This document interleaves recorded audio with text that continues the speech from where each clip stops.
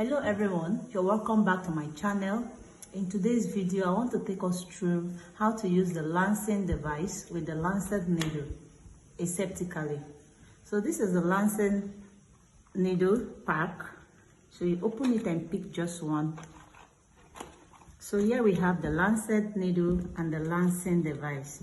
Before using the lancing device, you open it this way and fix the needle like this. After fixing the needle, you hold down the lancet needle top of it to uncap it like this.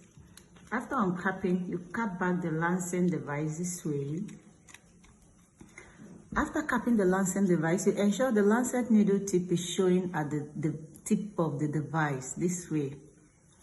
After then, you get your alcohol pad and get your patient index finger, swab it aseptically like this.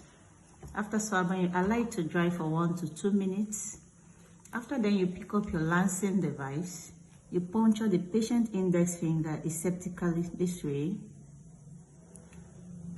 This is it. After then, you uncap the lancing device like this and you cap the needle this way. After capping the needle, you use this button upward to remove the needle. You push it upward to remove the lancet needle this way.